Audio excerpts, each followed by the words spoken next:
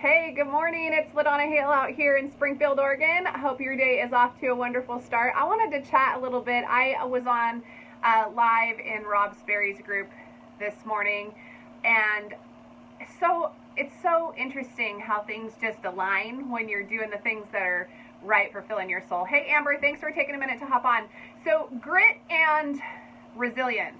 He was chatting a little bit this morning, Rob Sperry was chatting a little bit this morning about resilience, or excuse me, grit and fortitude. And so I wanted to talk about grit and resilience. So thank you again for hopping on. I'm LaDonna Hale. I'm in Springfield, Oregon. I'm a mama, I'm a wife, I'm a grandma. I am full-time entrepreneur. I use social media as a platform to reach others and help others. And as it works, build a team via social media, which is amazing. So here's the one thing that I find really, really interesting about grit and resilience. And I'm going to give you a couple things that I have used to maintain that grit in my life that work absolutely emphatically. I'm going to give you a list, but I'm going to give you my two favorites. So what is grit and what is resilience and what's the difference? So grit's the motivational drive and the perseverance. It's the driver of achievement and its success that's independent and beyond talent and intelligence. So how many people do you know that are super talented, have all this information, maybe they have a PhD in something, but they don't ever move anything forward? How many people do you know who get into something and they really dig into the training and the learning, but they never take action and pivot anything forward in their business or their life? Probably quite a few. I mean, it's a pretty typical thing, right, for that to happen. So grit may be missing in their life. Grit, that motivational drive, that perseverance to be able to be resilient, which is the optimism piece. That's the bounce back piece. Resilience is the bounce back piece. Grit is the motivation and the perseverance to move and continue to move forward with whatever that is that you're wanting to do. So oftentimes we hear as entrepreneurs that you need to have an intrinsic why. If you don't know what that is, oftentimes it's hard to pivot things forward. And it shifts. My why has shifted greatly, and it's shifted greatly based on all of the exposure I've had to increasing a couple things this last year, and then finding a better way to help manage my daughter's Crohn's disease, my grown daughter who's 22.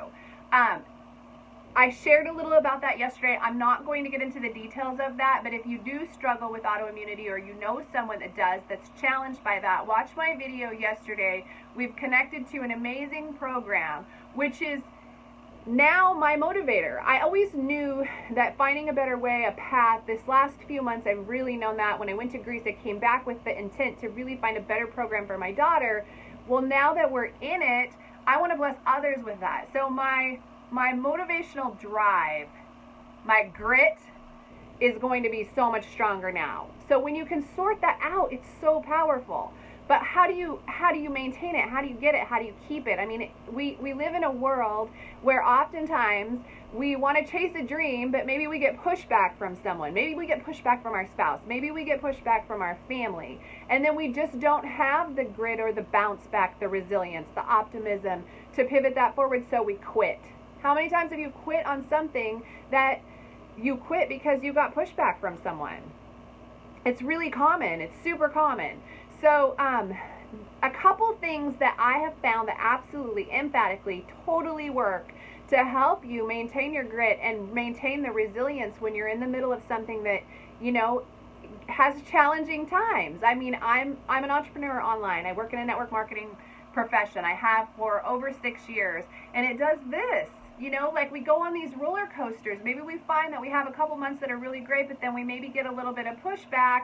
And so then our grit and our resilience are tested, right? So how do you have a solid foundation? How do you build a solid foundation to be able to stay true to your motivational drivers and to be optimistic and to bounce back? The first thing is gratitude. I talk about this a lot, but I'm telling you, it absolutely emphatically has shifted my life.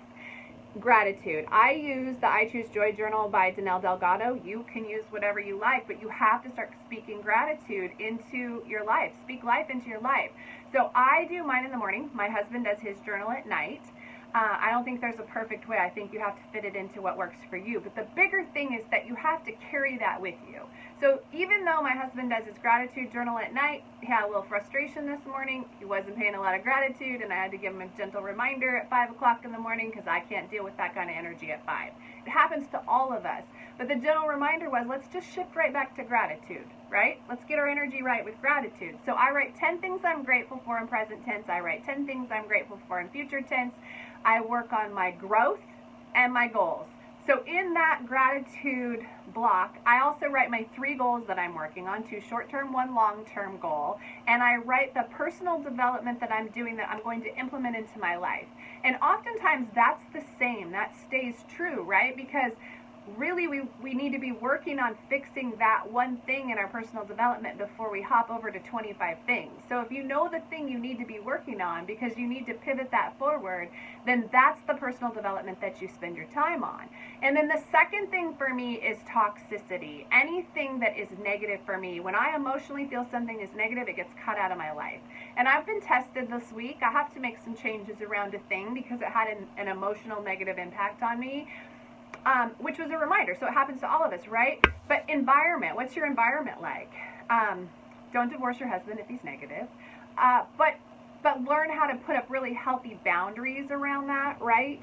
How we interact with our people, the people that are the closest to us, what we're passing to them as far as our positive or negative energy, how we're speaking life into the people around us matters. It matters more than we even realize it matters.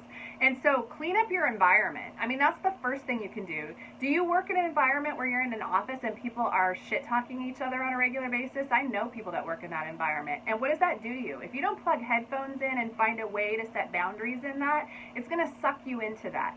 You're going to, oh my gosh, hear about what Mrs. Jones did, and then you're going to pass it to the next person that walks in the door at your office, right? It happens. It's common practice. I watch it happen. I've watched it happen when I worked in an environment where I had to call on offices, and it's crazy to me what a cancer that is in that environment. So stop that. Stop doing that. Stop participating.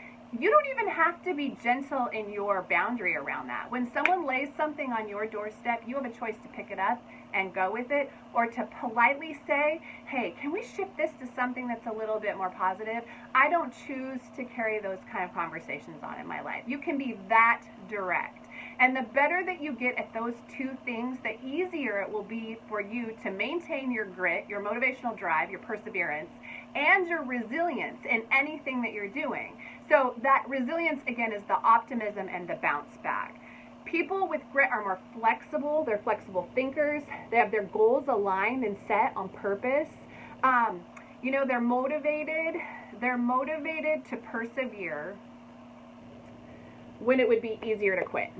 So people that really have the alignment of what they're moving forward toward and their grit and their resilience in line, and they understand that and they know what that is, they are motivated to persevere when it would be easier to quit. And why? Because they have their motivational drive in place. So figure those things out, sort those out, because it doesn't matter what you're doing.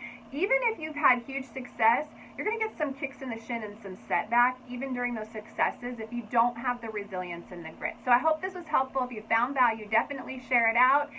Loving helping others find an easier way to work and to stay tenacious in pursuit of their goals and their happiness. Thank you so much, and have an awesome rest of your day.